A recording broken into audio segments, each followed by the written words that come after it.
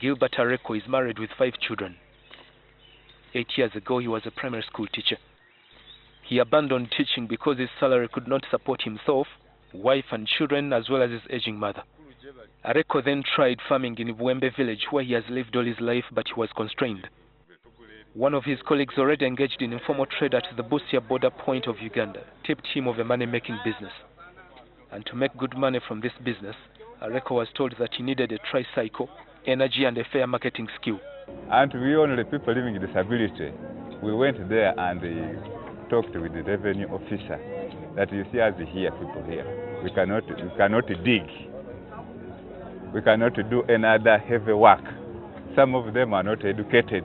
In 2008, Areko joined hundreds of disabled people engaged in informal trade at the Busia border point. These men and women don't pay taxes for the goods they ferry across the border from Kenya and others from Uganda. The authorities have been lenient to them for years. Many of them are sent by their customers in Busia, Uganda, who want to buy bulk merchandise cheaply. Others buy the goods from Kenya and sell in Busia, Uganda and beyond.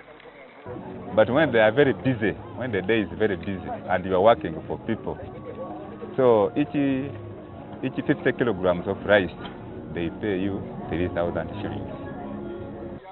Areko has a string of customers in Busia.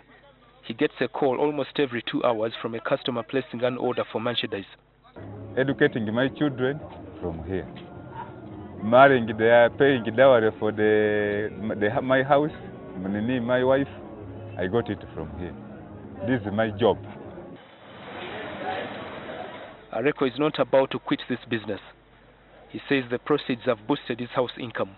He recently constructed a house for his family and can afford to buy food and foot basic medical bills. Rice, wheat flour, cosmetics, plastics, mention it. Areko will deliver the item to his customers in Uganda tax-free. His tricycle can carry up to 200 kilograms of merchandise in one trip. As he crosses the border point, police on both the Kenya and Uganda sides seem oblivious to his activities, yet they are on the lookout for able-bodied men and women trying to cross over without paying taxes on their goods. Some bribe the officers and go through, while others show their tax receipts and are immediately released to proceed to their destinations. Areko wheels himself all the way, but some of his colleagues hire children to push them with their loads.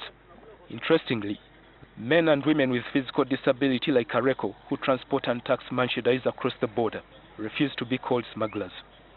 Tukukusa wano naye nga tukukusa muki musimolo sikero nga bumpimpi kangano kamu kateni lita naye gwe bakusanga otise engano zo 3 ne bakukuba emigo ne bakusindika eri mbwati mboba government ate ne waliwo kyenewunya babatulukunya waliwo nekyenewunya omuntu bagamba nti East Africa banange East Africa etegeeza ki wano kweri tukola amagendo.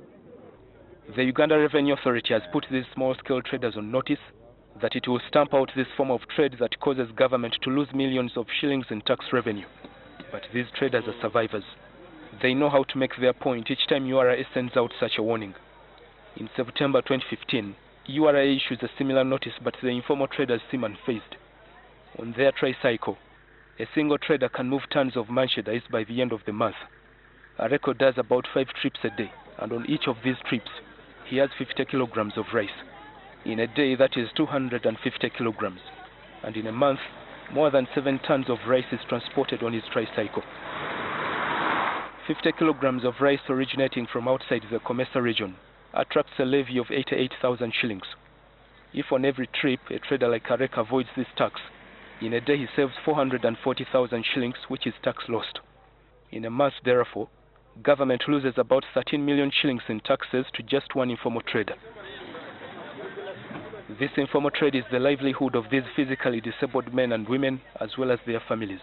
Areko says he will continue trading unless URA stops him. Walusimbi, NTV.